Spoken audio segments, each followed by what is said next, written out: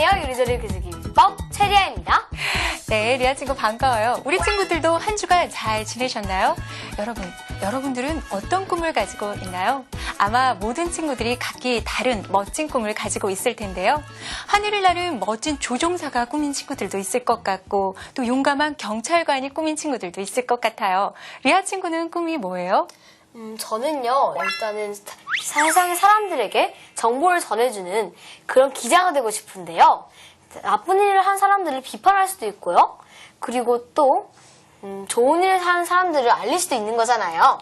네, 멋진 꿈을 가지고 있네요. 리아 친구의 말을 듣다 보니까 선생님이 하나 생각난 게 있는데요. 혹시 리아 친구는 어떤 남자친구가 자신의 꿈이 간호사야 라고 말한다면 어떤 생각이 들어요? 저는요, 응원해주고 싶어요. 오. 왜냐면요, 그건 참 멋진 일이잖아요. 그렇죠. 맞습니다. 선생님도 그렇게 생각을 하는데요. 그런데 사실 예전에 어른들은 직업조차도 남자 직업, 여자 직업 이렇게 나누어서 생각하는 경우도 있었습니다. 하지만 오늘날은 점점 그런 생각이 사라지고 있죠. 자, 오늘은요, 이러한 이야기들을 글 속에 담아 볼 겁니다. 오늘의 글감부터 확인해 봐야겠죠? 오늘의 글감 큐!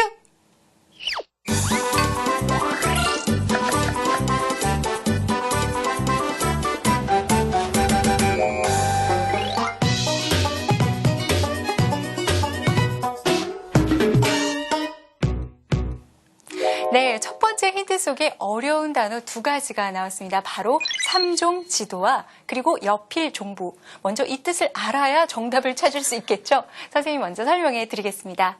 삼종 지도라는 것은요, 조선시대 여자가 따라야 할 세 가지 도리를 이르던 말인데요.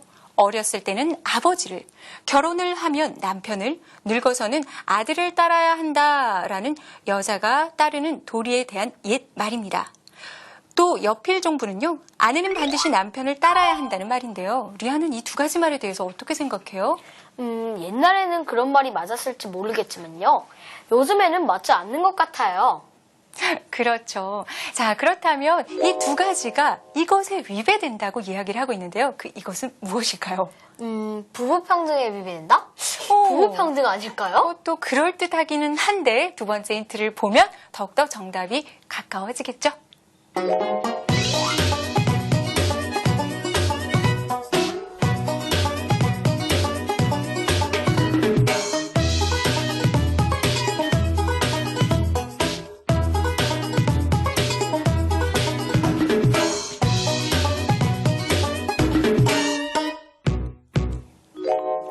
네, 소라 학생이 글짓기 대회에서 상을 받았어요. 어떤 대회인지 알면 정답이 보일 텐데요.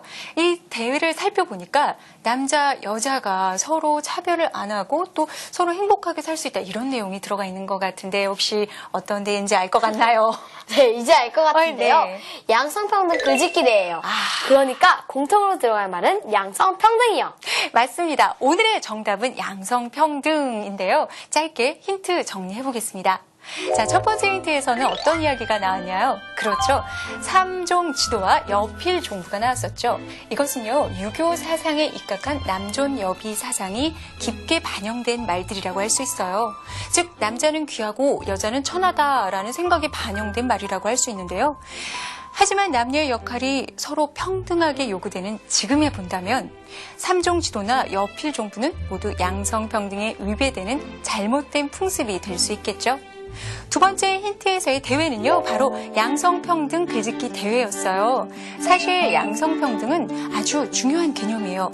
사람이 살아가면서 남자와 여자를 서로 차별하거나 동등하게 대하지 않는다면 그것만큼 불행하고 불공평한 일도 없기 때문이죠.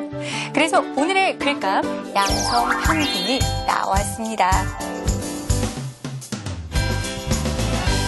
사람이 살아가는 모든 영역에서 남자와 여자를 차별하지 않고 동등하게 대우해주고 또 똑같은 참여 기회를 주고 똑같은 권리와 의무를 누릴 수 있게 해주는 것, 이것이 바로 양성평등인데요.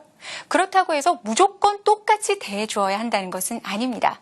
남자와 여자의 차이를 인정하고 그 차이에 맞게 동등하게 대우해줘야 한다는 것인데요. 리아는 여기에 대해서 어떻게 생각해요? 저는요, 이렇게 여성과 남성의 차이를 두고요, 차별하는 것에 대해서 정말 안 좋은 것 같다고 생각하고 있어요. 그렇습니다. 양성평등은 무척이나 중요한 개념이어서 학교에서도 가르치고 있고 양성평등 글짓기도 많이 하고 있죠. 자, 그렇다면 오늘 조금은 어렵게 느껴지는 양성평등이지만 글쓰기를 하다 보면 조금 쉬워질 수 있다는 믿음으로 함께 시작해 보겠습니다. 글감 주방 톡톡톡.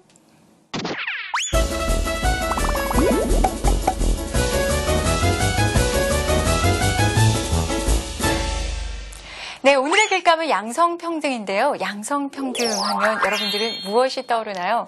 선생님은요, 양성평등 하면 예전에 부엌을 벗어나지 못하던 할머니 세대가 떠오르기도 하고요.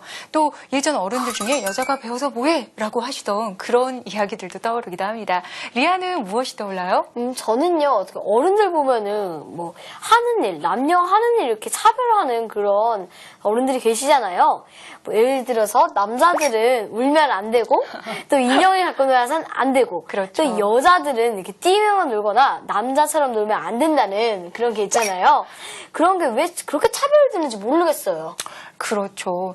그러면 이렇게 남자와 여자를 차별하는 분들에게 우리가 오늘 전하고자 하는 말들을 격언을 통해서 전해보면 어떨까 싶은데요. 격언이라는 것은요, 짧은 글 안에 가르침이나 교훈을 담아보는 그런 말입니다. 인생은 짧고 예술은 길다. 뭐 이런 것처럼 말이죠. 오, 멋진 격언을 알고 있네요. 그렇습니다. 오늘은 양성평등을 주제로 멋진 격언을 우리가 한번 만들어 보겠습니다. 리아는 어떤 내용으로 격언을 만들어 보고 싶어요? 저는 내가 차별을 하면 남도 나를 차별한다. 뭐 이런 내용을 담고 싶은데요. 오, 좋은데요.